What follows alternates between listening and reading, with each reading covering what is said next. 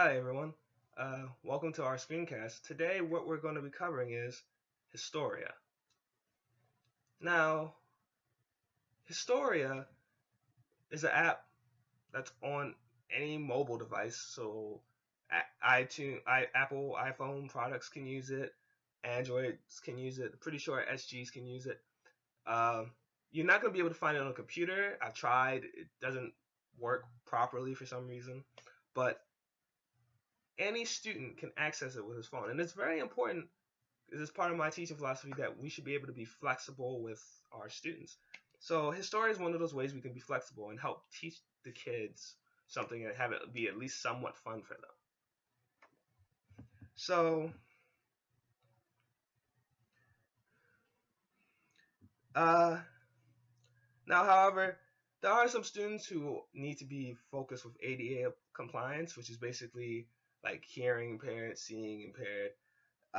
It's not as good for the seeing impaired unless you have the brightness difficulty up on your phone. So that's more of a phone product problem than a app problem.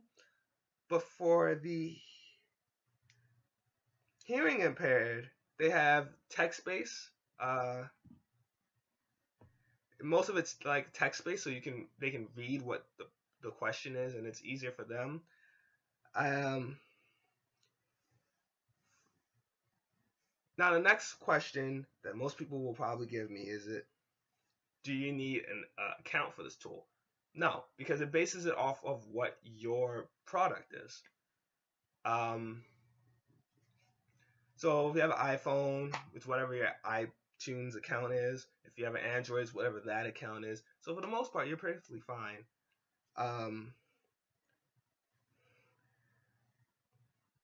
it does have a little bit of an issue with privacy because while it's private for each person's phone, the teacher themselves they can't like look through each kid's phone unless the kid just shows them their phone. So that may be an issue. However, it's come to my attention that that's what may make the students more into it. That way, it's not like a shared response on like a big screen or a TV or anything like that. So if someone gets like a answer like this, where it says like you need to study, like that could be a problem. And also, it's very helpful because it has like a help feature at the top, so it also shows you like how to answer it and like where how to move everything over, just slide it to the left for the year or anything like that. Now, some of the questions and parts of this app are free. So, like here, I have all of them unlocked, but like the top three or four or five would be unlocked. However, it will cost 99 cents to add more onto the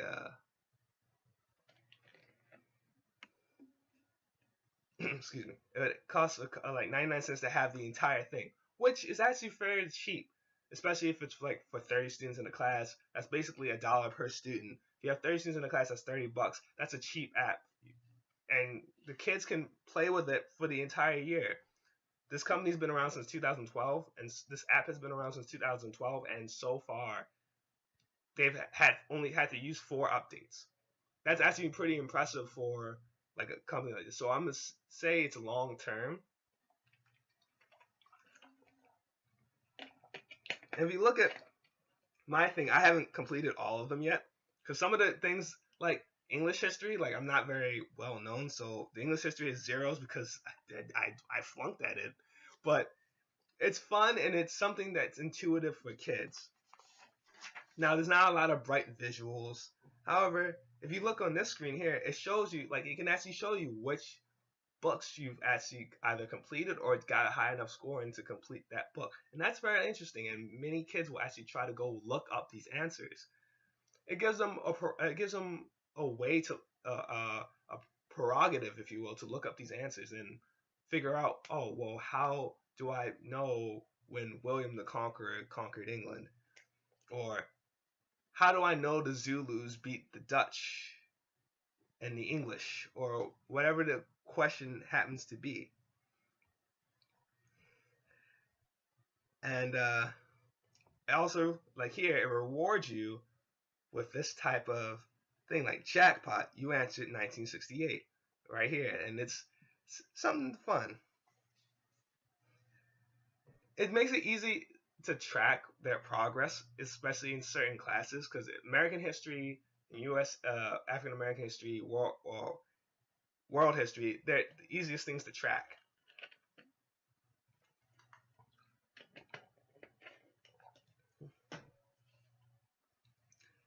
It doesn't support, like I said before, it doesn't support private and public commenting, and that's the thing I actually like about it, because of the fact that it keeps every kid's answers to themselves except from the teacher.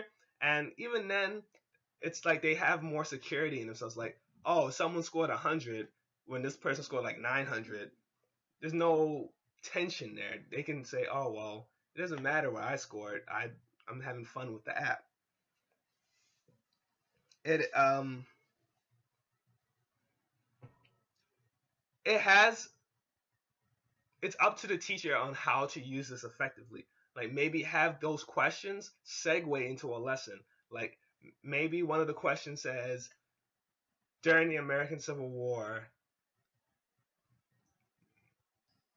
what was the year of the battle? What was the year of the Battle of Gettysburg? And then you can segue into the Battle of Gettysburg and how that one point changed the entire war. So you can use those as certain segues to see.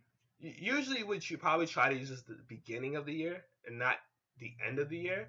But you can maybe have it flip around a lot. Maybe have it as an extra credit point saying, oh, well, if you complete like 10 books, you get an extra 5 points on whatever the next quiz is. And you have to show me that you completed 5 books and it got at least 2 stars. Something incentive for kids. And it also kind of helps them with testing for years, even though in my personal philosophy, years shouldn't be the most important thing. It should be the content that's within those years. And unfortunately, it doesn't allow for a lot of corroboration between other students. But again, it's more about them wanting to know the facts and wanting to get this information down. So you want them to have this. Anywho,